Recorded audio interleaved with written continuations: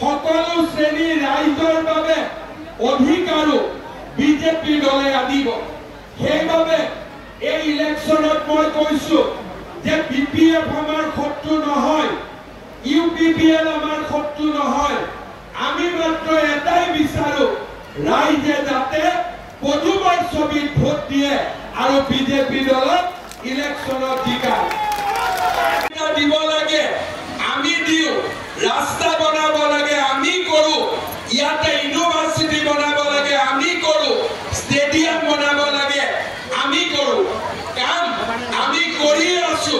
কিন্তু যদি আপোনালোকে কোকৰাঝাৰক বিজেপি শক্তিশালীভাৱে বহাই দিয়ে, এই কাম 100% বেছি হ'ব আৰু সকলো ৰাইজৰ দুখ দুৰ্দশা নাথাকিব।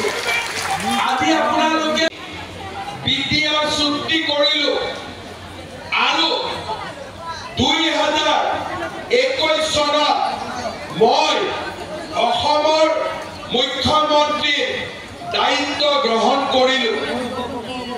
বিটিআৰত যোৱা 20 বছৰত 4,000 মানুহৰ মৃত্যু হৈছিল।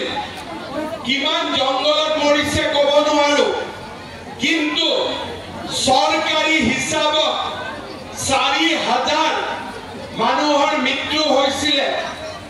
আজি মই গোষ্ঠীগত সংঘৰ্ষ হৈছিলে আৰু বেলেগ বেলেগ ৰাজনৈতিক দলৰ সময়ত বিটিআৰত মানুহে ভয়ত আছিলে। কিন্তু আজি এই মিটিঙে প্ৰমাণ কৰে যে বিটিআৰৰ মানুহৰ মনৰ পৰা এতিয়া ভয়ৰ ভাৱ আঁতৰি গৈছে। মানুহে এতিয়া ভয় নকৰে, মানুহৰ চৰকাৰৰ ওপৰত, বিজেপিৰ ওপৰত মানুহৰ বিশ্বাস আছে আৰু সেইকাৰণে আজি বিটিআৰ শান্তিৰ এক নতুন অঞ্চললৈ ৰূপান্তৰ হৈছে।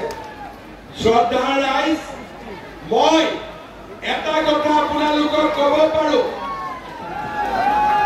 পুষ্পবৃষ্টি মইতো মুখ্যমন্ত্ৰী মানুহ ক'লে ছাতি এটাও আহি যাব, কিন্তু মই এটাই কথা বুজো যে আপোনালোক আমি ৰ'দ হ'ব বৰষুণ হ'ব কোনো কথা নাই, বিজেপিক জিকাছে,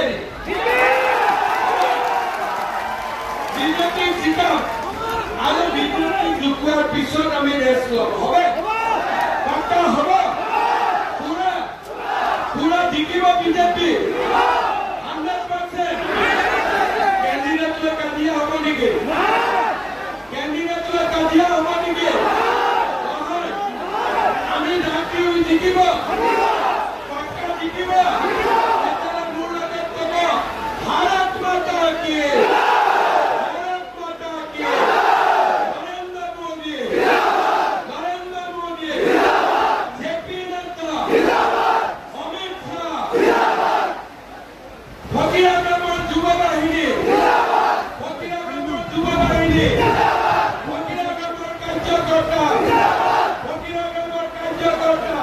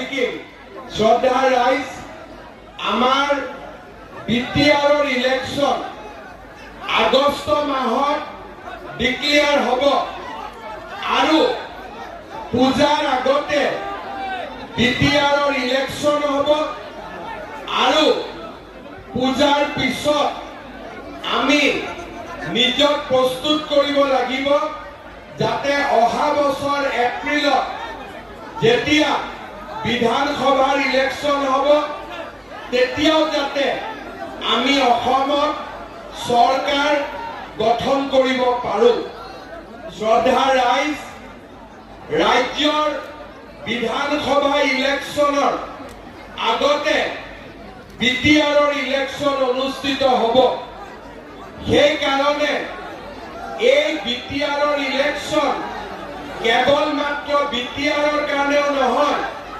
আমাৰ অসমৰ যিকোনো খবৰৰ বাবে যোগাযোগ কৰক 7099017330 লগতে 7099017110 নম্বৰত।